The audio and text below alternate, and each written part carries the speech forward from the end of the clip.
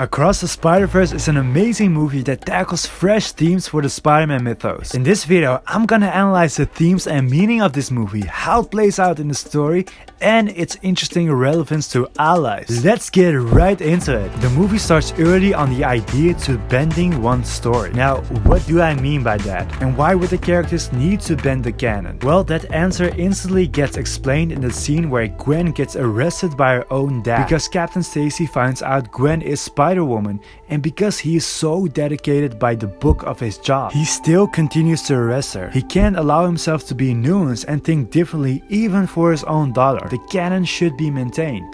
This transitions to another situation in the movie where another idea gets explored that is somewhat similar to the theme I just mentioned. When Miles and Gwen hang out with each other, she says that in every other universe Gwen falls to Spider-Man, and in every other universe it doesn't end well. And what Miles says in return is how the story propels forward. Watch what Miles says in return. It's the first time for everything, right? This line is one of the lines that exemplifies how Miles propels his own destiny and counters the course of the themes I mentioned. Because the previous situations are about characters, Gwen her dad not willing to break the canon, not willing to change things for once, following the status quo of reality that they've been given to, and not making room for fluctuations like keeping your daughter from prison. But Miles, on the other hand, believes there could be a first time for everything. He doesn't necessarily believe things can't be bent, that reality can be bent, and that things can be different if it suits him. Now, this is what creates the central conflict and idea of the movie. Because when Miguel encounters Miles, he tells him that saving Captain Stacy from Spider-Man India was a bad idea, and that he disrupted the canon event, and that it will happen again if he keeps wanting to have it both ways. Because his dad is about to die as well, which is a canon event. And for better or worse, Miles can't accept this idea as he does not just follow the status quo of reality. Even though Miguel told him that the universe might collapse if he does something about it, Miguel is the biggest believer that the canon should be remained, and Miles gets seen as irresponsible for being against it. But does the canon always have to be maintained? Does he always need to play it safe and accept loss? Is it truly wrong to aim for an idealistic outcome where Spider-Man doesn't suffer for once?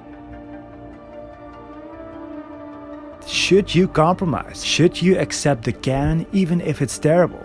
Heck, I even made a video about No Way Home, which was also about accepting reality the way it is. And in that movie, Peter had to sort of accept the canon of him being lonely forever, because there was no other choice. Peter B. Parker gives a great nuance to this idea of suffering, because he doesn't see the canon as complete misery. He points to Mayday, which is absolutely adorable in the film, and points out that tragedy is a bowl of originally bad stuff, but good things like Mayday can also come out of it. However, Miles still won't compromise with that, because he cannot just sugarcoat his dad dying and do nothing about it. So he goes his own way, and him going his own way has such a relevant sub-theme in the movie. Because what happens when you want to do things differently and not follow the canon is that a lot of people will be against you. Importantly, people will think you're not a part of a certain group if you change some core values a little bit, and especially if you aim unrealistically and go for idealistic outcomes. You see this in an amazing chase sequence, which I had a blast watching.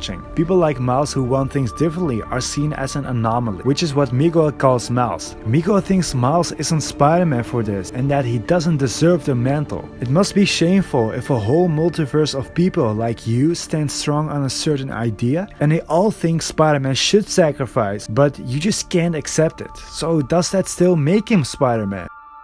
Lucky for Miles though, he reinforces this choice by remembering what his mom said to him. And he never lets anyone tell him that he doesn't belong there.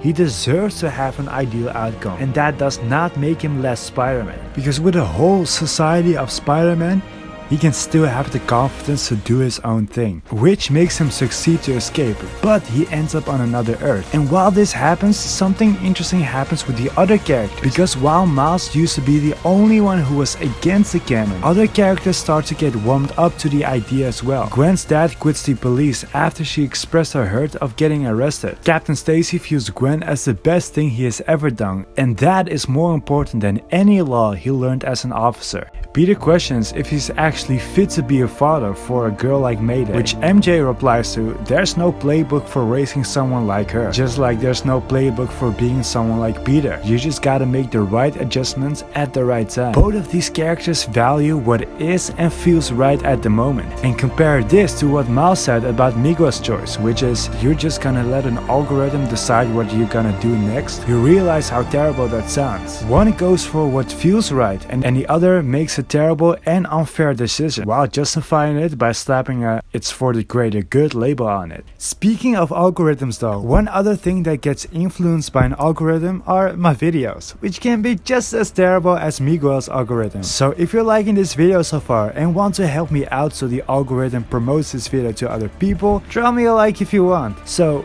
what is the answer to this theme? What should Miles do in the next movie and which is actually right? I think there's good in both perspectives. I am on Miles' side for this movie though. And when it comes to the real world, I also think there's much to learn as so many of our lives can be blindly steered by the canon, for better or worse. In this movie, the word canon means a lot of things that reflect a lot of things from the real world. Miles wants a career in multiversal traveling and his dad wants him to get a real job. We get the same responses in real life if we don't follow the canon, the status quo of how we should behave and the choices we make. This also goes for idealistic choices we make, where people like Miguel and the Spider Society think you're aiming too high or that you need to compromise for making a choice that you want. That can be anything from an ambitious career or so, or trying to be fair towards other people and helping them in the best way. We get seen as crazy or naive to reach for something impossible. We get seen as an anomaly. I'm trying to think of examples, but there are so many things this could apply to. We all let canon ideologies, algorithms, realistic expectations take over our intuition and sometimes our humanity. Because the canon, the algorithms we have, may not always be what is human and ultimately what's right for you.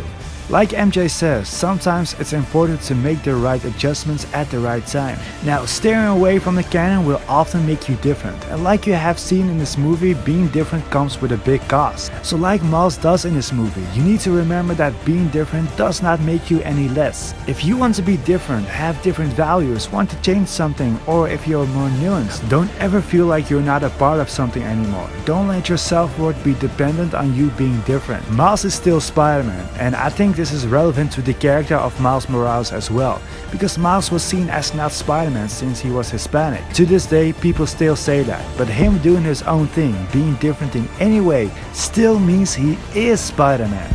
I'm just as much a Spider-Man as any of you. Just like he said, anyone can wear the mask.